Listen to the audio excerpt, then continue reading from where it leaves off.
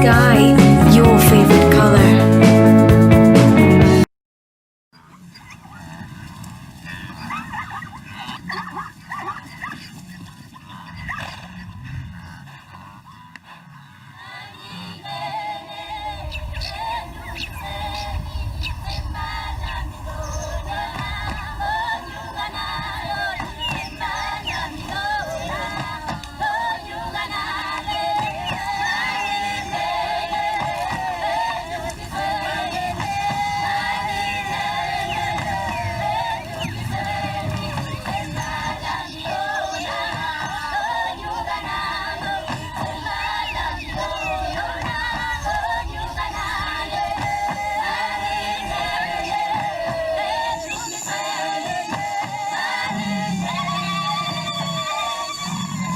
North Pride is on the move. Raptors hover over a withered carcass. But there is scent of fresher meat in the wind.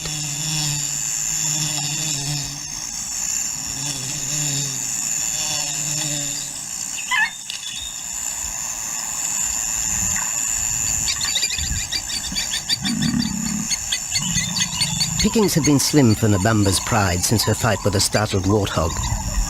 The lioness is limping from the encounter. And even the pride's big male, Jabu, wonders when his next meal will come.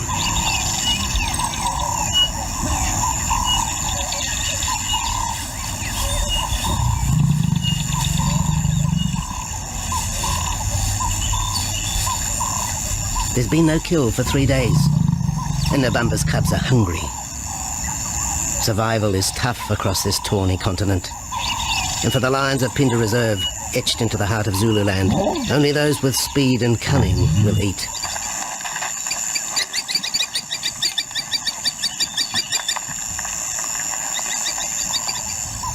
For this pride anyway, it's been a long time between meals.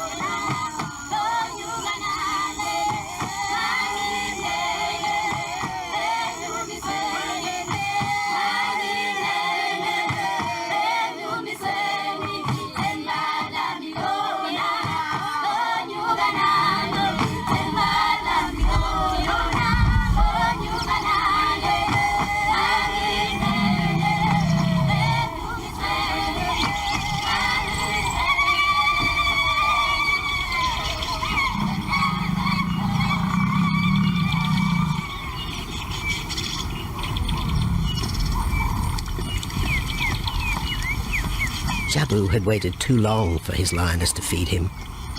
Overnight, his stealth carried him into the path of a careless zebra. The rest of the herd is still skittish. One animal had already lost his tail to a hungry pride, but for the dazed stallion, it was all over in seconds.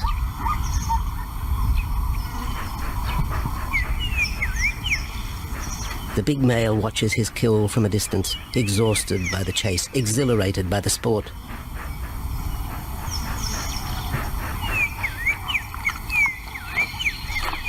Jabu will feast later. Tired from the hunt, he needs to rest.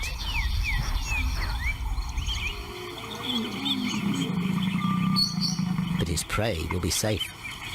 Few scavengers will risk the sudden return of the Lion King.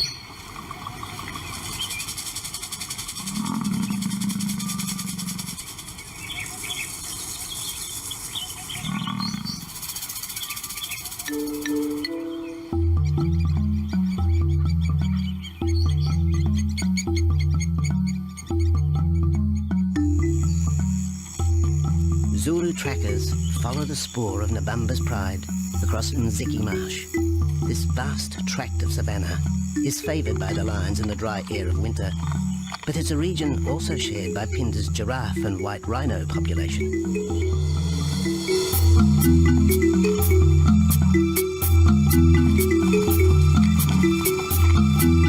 Through modern times, Most of southern Africa's wildlife has been ravaged by hunting and habitat loss. Farmland, overgrazed and buffeted by domestic stock, has ripped the heart out of the original bush. The open, broad-leaved woodland, acacia bushveld, and wetland habitat had all but disappeared, taking with it the wildlife.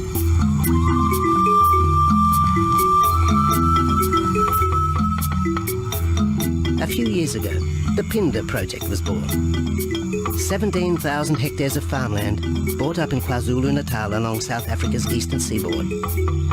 What followed was the largest game restocking program ever seen on the subcontinent.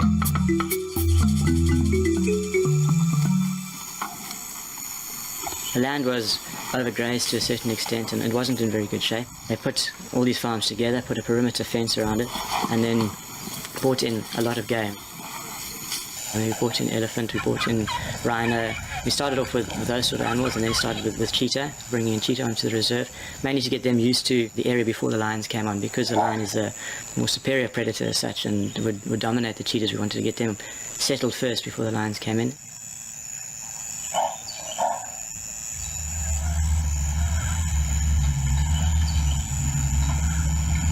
Andrew Lewis is habitat manager at Phinda, one of those committed to the restoration of southern Africa's ecosystem. Phinda is the Zulu word for return, and the aim of his company, Conservation Corporation Africa, is to return the land to its traditional wildlife and at the same time restore the habitat to its original state.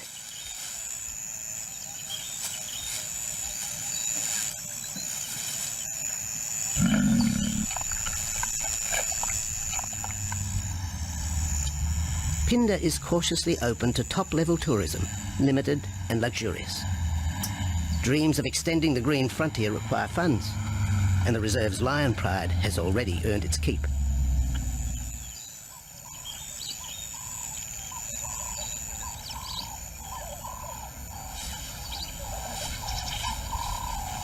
The lions on this property are actually generating revenue for the property through ecotourism, and that they are a benefit to the wildlife because of the draw card. And a few animals, lions, elephants, for example, and rhinos, and possibly giraffes, but those are your main ones that people come to see. And we've been very fortunate to be able to have lions on the property, and I think those lions that we have given us amazing value for our guests, and by getting our guests in here, we're getting revenue into the area, and that's benefiting wildlife as a whole.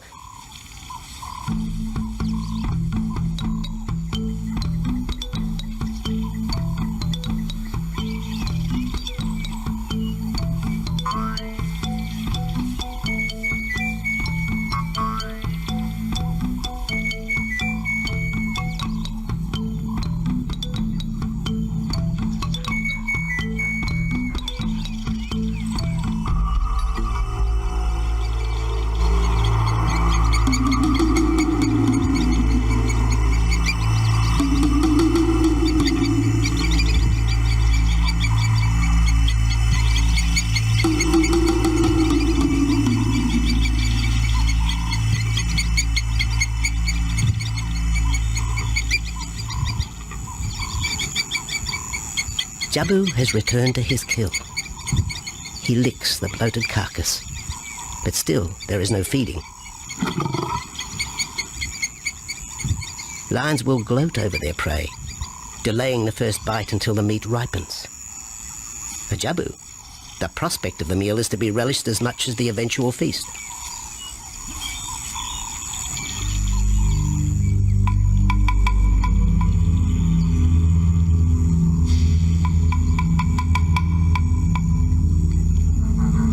Meanwhile, Nabambo's pride is on the prowl. The older cubs are 10 months now, weaned, but still dependent upon Nabambo for food.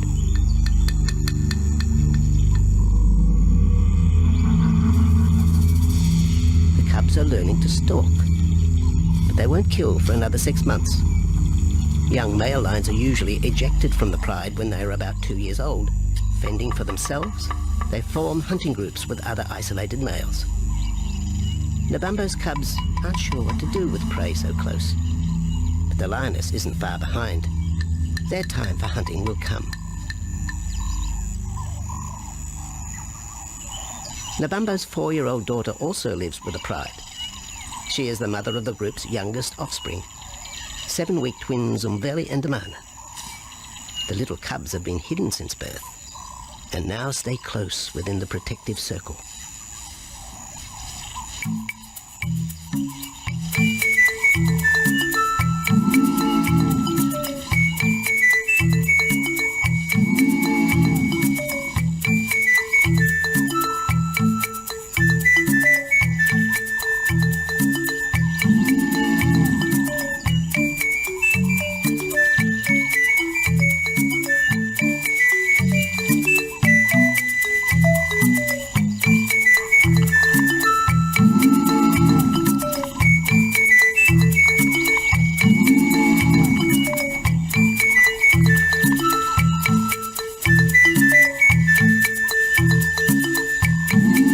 Jabu has little time for his small cub. When he is older, Damana will hunt with his father, but for the moment, the big male has nothing to do with his young son. Dejected, the cub finds solace among his siblings.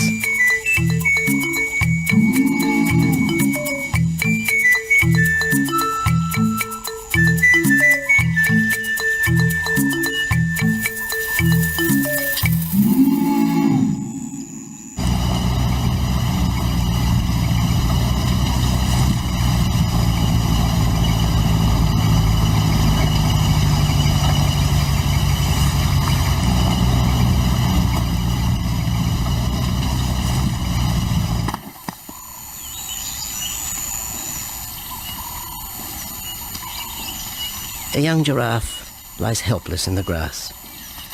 The animal's complicated vertebra means it is unable to rest its neck for any length of time. Lack of mobility means blood to the brain slows, leaving the animal disabled.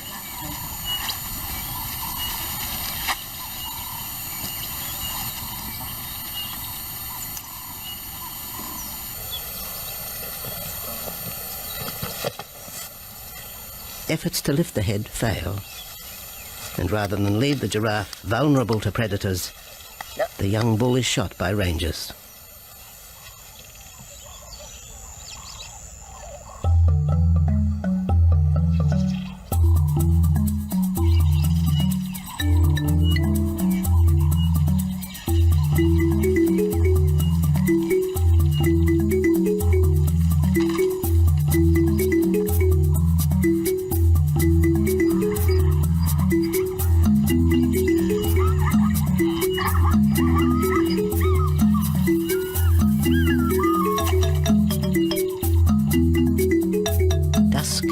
By the waterhole rekindles the interest of the pride. Nabambo is typical of most big cats. They conserve energy 20 hours a day, waking only to groom and hunt.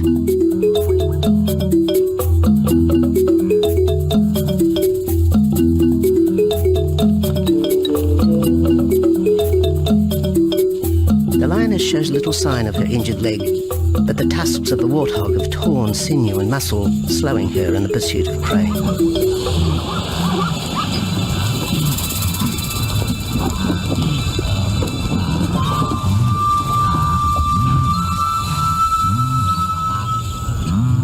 Once again, Nabambo in her pride will go hungry.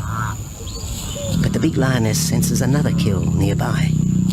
A young giraffe slain by humans will provide meat for her cubs.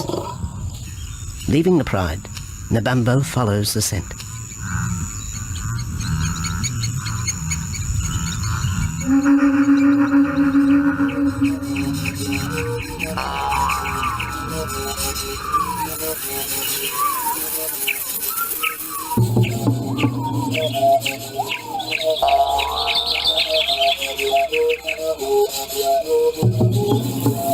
Left alone, the older cubs know the drill. They will wait for Nabambo's call to take them to the kill.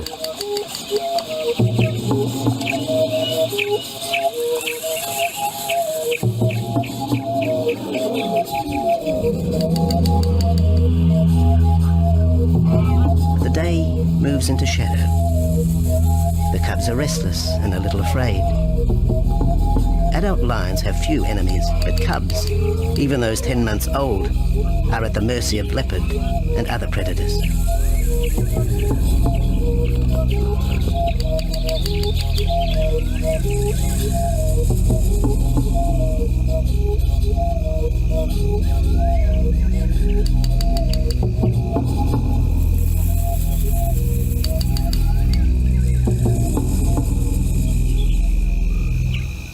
Nabambo has reached the kill, but her daughter is there first.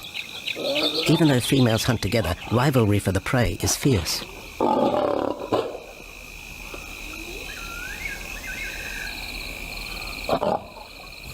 The big lioness begins the trek back for her cubs, but the youngsters have heard her call and they meet halfway.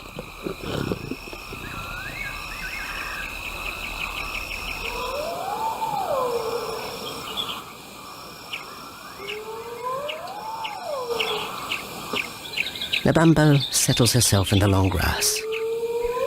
The cubs are unfamiliar with her behaviour.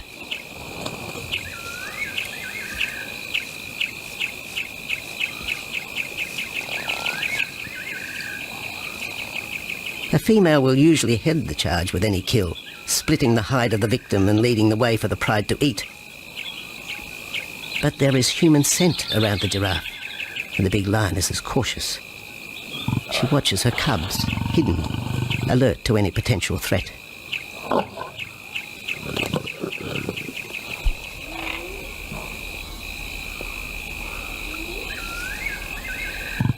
The cubs are curious, confused by this new smell.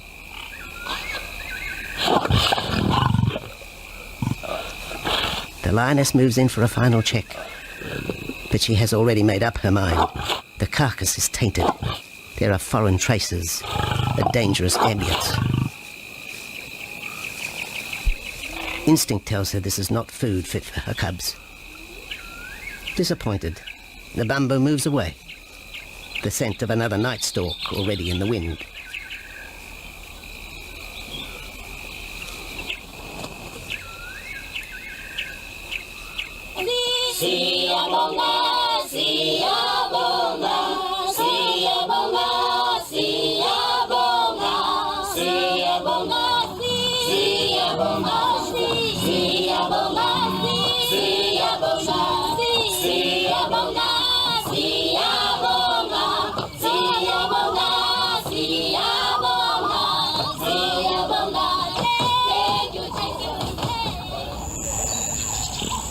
After 2 days, Jabu has returned to his kill with another younger male. 3-year-old Tembi is a son from a previous liaison with Nabambo, and the two paired up after Tembi was ousted from the pride.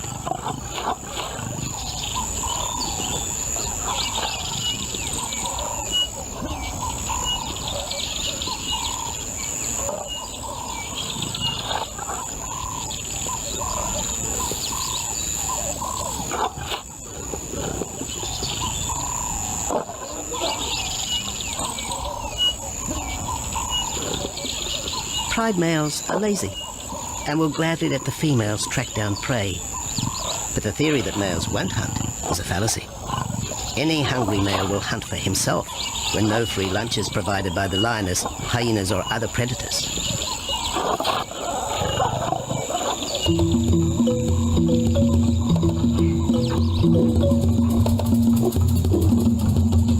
Smaller creatures scatter in the vicinity of the two lions. There will be no hunting for a while. Bloated after the zebra kill, both males will sleep for the next day, oblivious of their surroundings.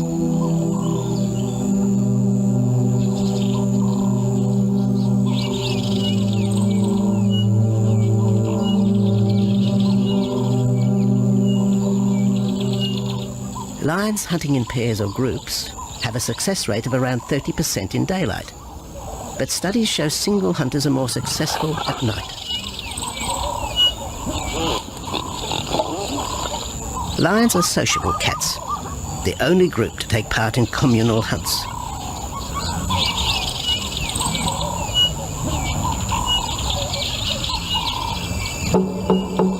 Ambush is an important part of the lion's strategy. Often one pride female will round up the prey from the front, driving it towards a second lioness.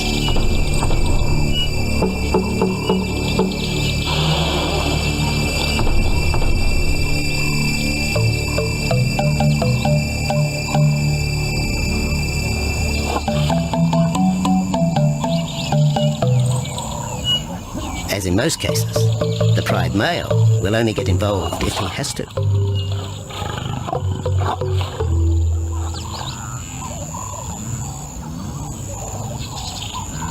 Accidents involving humans are rare in southern Africa's game reserves.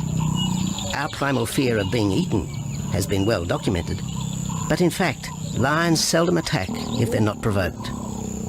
At Phinda, great care is taken to limit the number of people viewing game.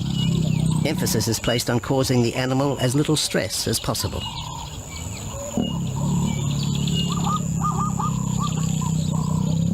Man isn't a part of their natural food source. They don't normally go out and hunt people.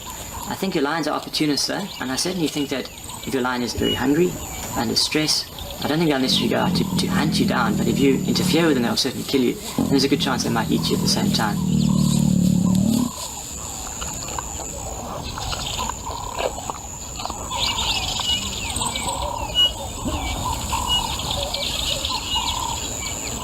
With all animals, it's how you treat them is what's the reaction you're going to get back from them. Certainly at Phinda, all our guides go through a training course and they're all brought up to a certain standard. There is a certain operating ethic with regards to viewing animals, and we certainly try and be as sensitive to the animals as possible.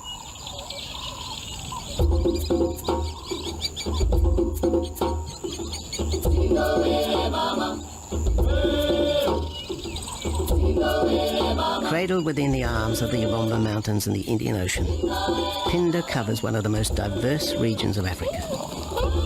Here are found 7 different ecosystems, from palm savanna and bushveld to rare sand forest and dense thorn bush, all restored from the pastoral belt which had swept down the east coast.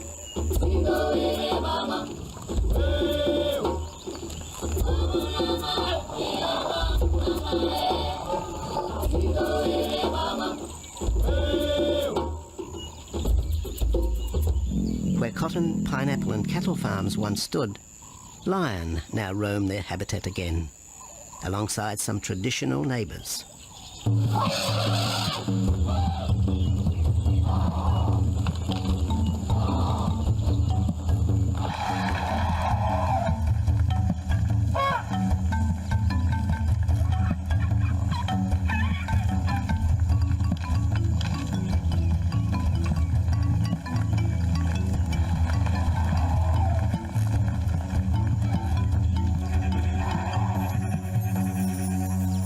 Phinda sees its responsibility to the region extending beyond restoration of habitat and wildlife. It provides schools and a clinic for the local Zulu community, as well as employment.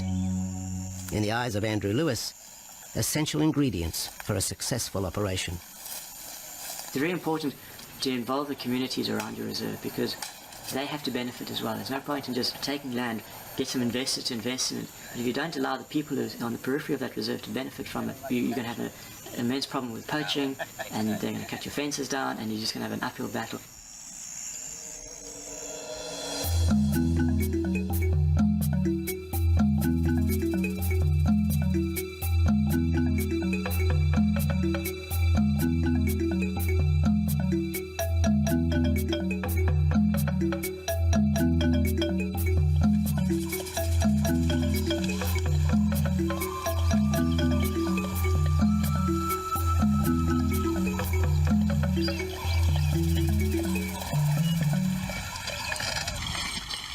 In 1992, the Phinda lions were among the first of the big 5 animals to be relocated to the reserve.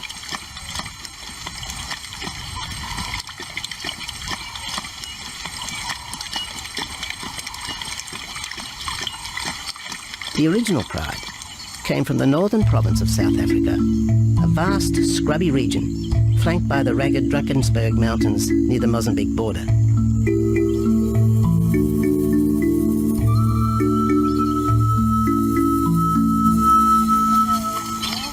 Peter Rogers helped round up Phinda's first pride, handling the lion's capture and subsequent move south.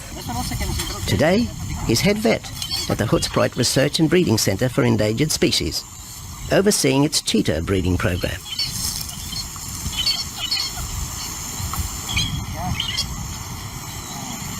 But it's the discovery of what's believed to be a long-extinct strain of lion that has put Peter's centre on the map. We were involved in the rescue of these circus animals that came down through Africa and were abandoned in Maputo. We were just founded by an animal welfare group called Animal Defenders based in London. And they said, could we just keep these animals temporary? First they mentioned tigers, and then they came back and said, well, there's 6 lions as well. So we said, yeah, we could hold them temporarily just until they found permanent homes for them, but basically get them out of that predicament that they were and the shocking conditions that they were in Maputo and Mozambique.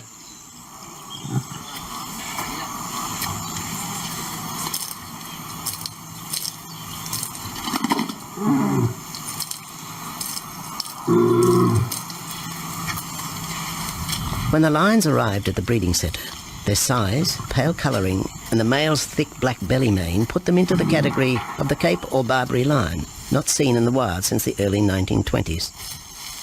A few still exist in captivity, and a male and female were brought to South Africa from an Italian zoo for breeding purposes. But attempts to mate Akef, the big male from the ill-fated Mozambique circus, with the Italian female are proving difficult.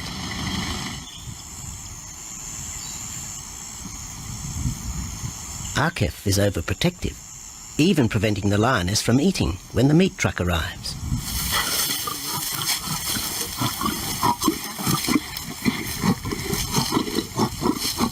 Finally though, Sisi makes her breakthrough.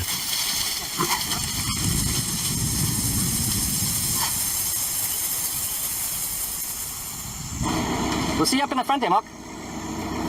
You're going to go to that sort of middle central area. Where are you going to go? In the next enclosure, Arturo, the Italian Barbary male, is about to be sedated. His attention to his sister Sisi through the fence is hampering mating efforts, and Peter Rogers is keen to move the big male. He shoots the dart into Arturo's rump. Arturo has been sterilised, but while his breeding days are finished, he'll live out his days at the centre. 1.5 minutes now, so... His female companion, another Barbary from the Mozambique circus, is drawn away by the meat truck.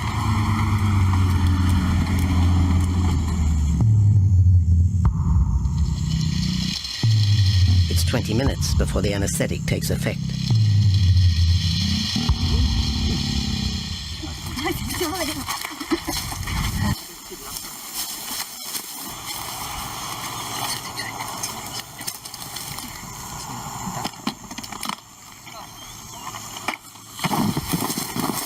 Nice to be the supervisor. Slowly.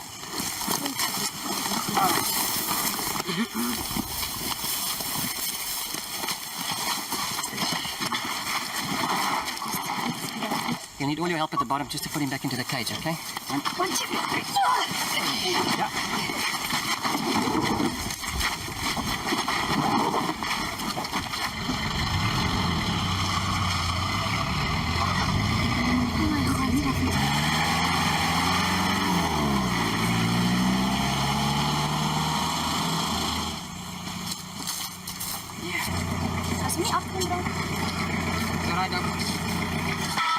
The anaesthetic gives Peter Rogers and his team a chance to check over the 12-year-old lion.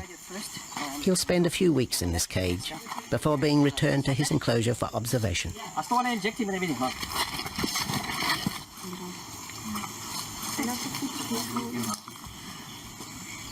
It's very exciting to be part of this project because they feel that there are perhaps not many Barbaries, if any, that are really pure, that are left even in captivity. They feel that over time other animals from other genetic bases are brought in. So there's a big project afoot, Oxford University, to do the genetics. So that's just getting off the ground now. Okay. We just put under the skin on the neck if we can find the skin under this big beard of his. Normally lions wouldn't have this many ticks, but being from Italy, a European lion, he doesn't have that innate or inherent resistance to ticks. It does come with time. Like a bit of a bit like this. So what we can do is we can put him in there and roll him over inside there. Immediate term now is to get these ones to breed. And we'll take it day by day from there and see how it goes. But the prime object initially was just to get these animals back into good health, and it's developed into something a lot bigger.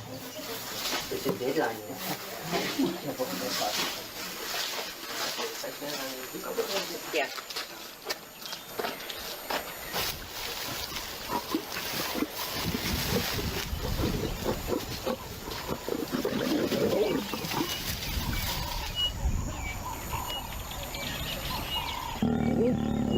While the breeding centre's lions are healthy, it's not the case a few kilometres away in the Kruger National Park, where TB has ravaged half the population.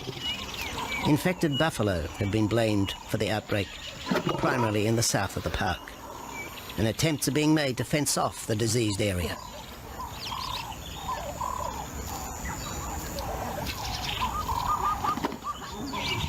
And the lions are preying on infected buffalo. Because it's an exotic disease, not an indigenous disease, the lions are totally naive and they've got no resistance to it. So it's a big problem. It's a very difficult decision to make as to what to do. It's a very topical and heated subject at the moment.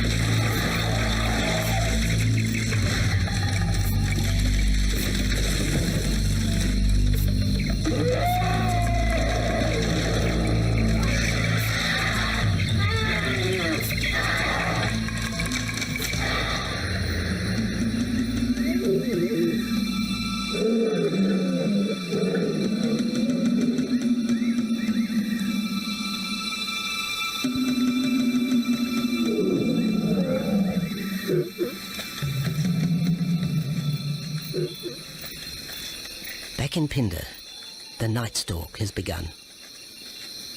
Nabambo keeps her cubs close. They're hungry, but tonight only Impala can be tracked down, a morsel for the lioness. Food is scarce at this time of year, so the pride's territory covers a large area. Lions can only afford to be territorial where there is a reliable supply of game.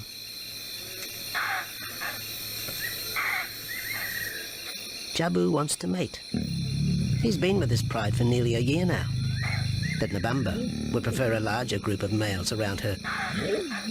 Eventually, though, Jabu will have to join forces with other males to have a chance of keeping this pride. The big male is only 7 years old and a fine specimen, weighing in at just under 200 kilograms. For the moment, he's secure. Although tonight, Nabambo has hunting on her mind.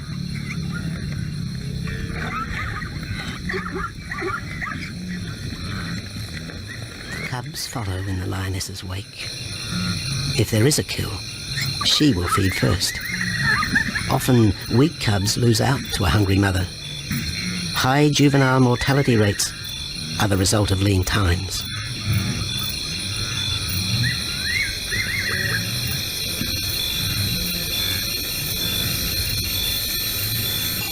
Jabu has had enough. He's been walking for hours. Sleep is more important. And the zebra he ate 2 days ago will suffice for another night.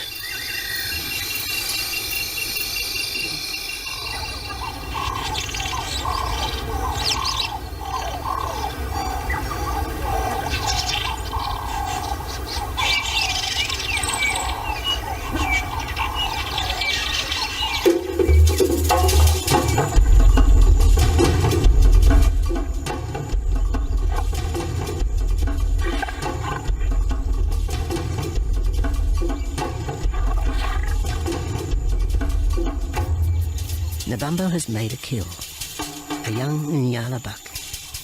It's been 3 days since the pride is eaten, and this will provide meat for them all. But the lioness will eat first.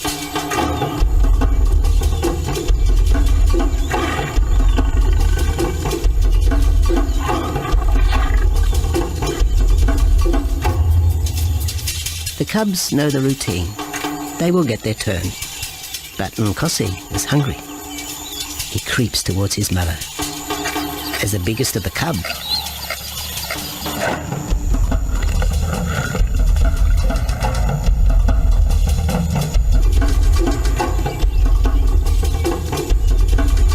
Nkosi watches. A lioness can eat more than 20 kilograms in a single sitting.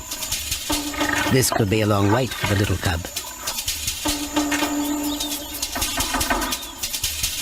Nkosi approaches the kill cautiously. Sometimes a lioness will turn on her cubs. But today, Nabambo is pleased with her efforts.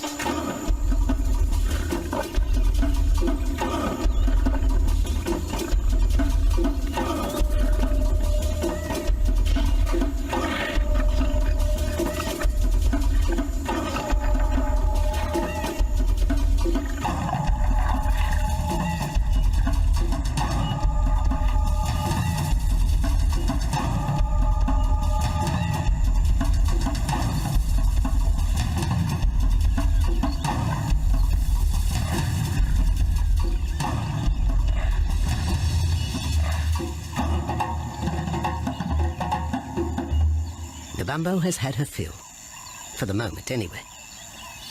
Lions never eat the stomach of a kill. She will bury it before dragging off the carcass. This way, hyenas and other predators are thrown off the scent. The evidence has been buried. The carcass is no more.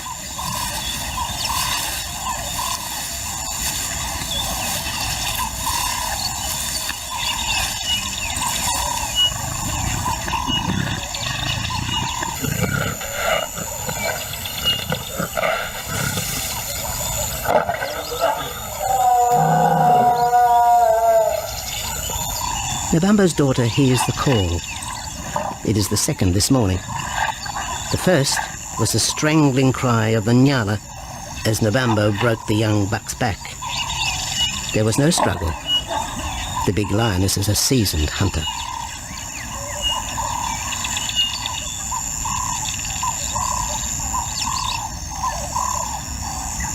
The rest of the pride will feast on the carcass after Nabambo retires.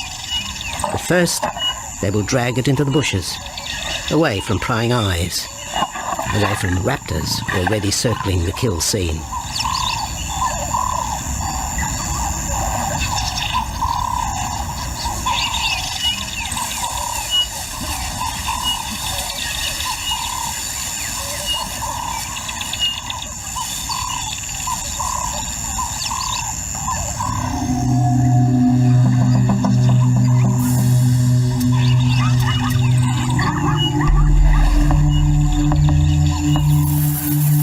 Has created a nervous edge.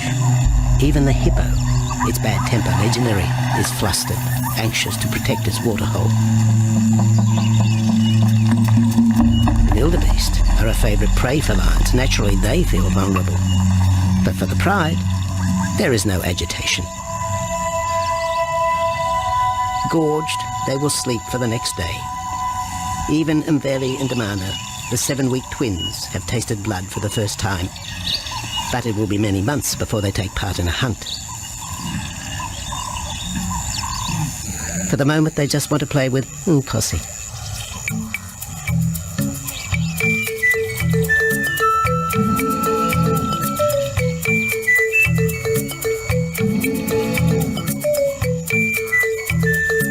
The older cub is beginning to take on the shaggy mane of the bigger males. Within 18 months, he will be hunting with them, competing for his own pride. In the meantime, though, he has to contend with his young siblings.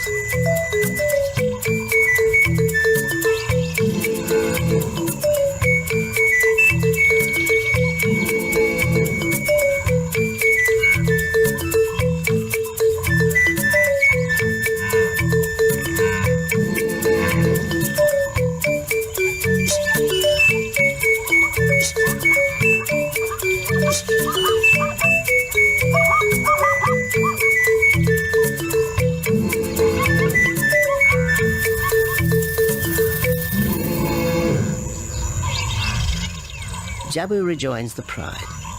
He has missed out on the kill, But he didn't share his zebra with the rest of the pride the previous day.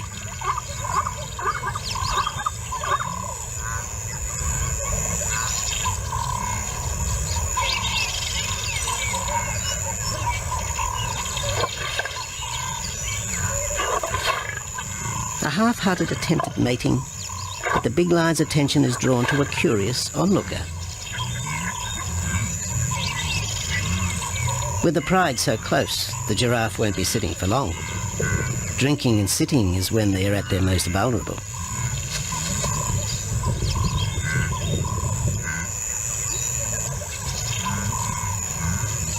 Jabu keeps an eye on his group. Pride takeovers by other males are common, and savage fights can occur between the pride male and the intruder. If a takeover is successful, the new male will usually kill all the suckling young of his former rival. When a nursing mother loses her cubs, she comes into heat within a few weeks. The normal interval between cubs is about 2 years, with a gestation time of 3 to 4 months.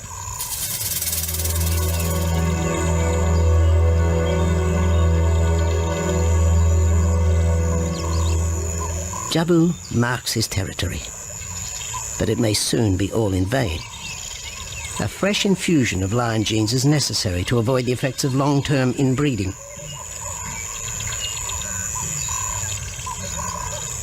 It's likely Jabu and his son Tembi will be swapped for males from another game reserve. This will broaden the bloodlines of future lions and avoid the genetic risks currently facing the pride at Phinda.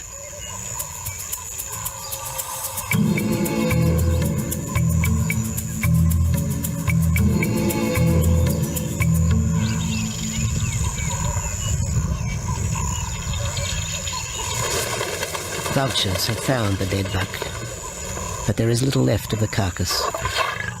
November and her pride have eaten. The big lioness tries to dislodge Inyala fur from her teeth. Tomorrow, the next day, there will be another kill. November's cubs will grow up strong.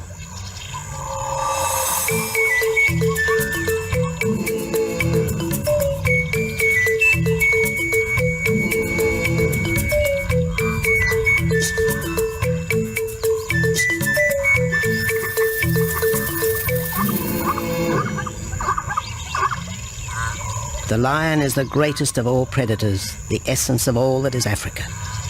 And yet, there are fewer than 50,000 left in the wild. The future for the species lies in managed reserves such as Phinda. Here in Zululand, the lion roams free for the first time since the beginning of this century. At Phinda, the philosophy has always been simple. Africa's wildlife land, undervalued and underutilized, is the continent's most precious natural resource. Focusing on the animals, their habitat and local communities is just the beginning of an African renaissance. Phinda is, after all, the Zulu word for return. Maybe, too, it's a chance for man to redeem himself just a little.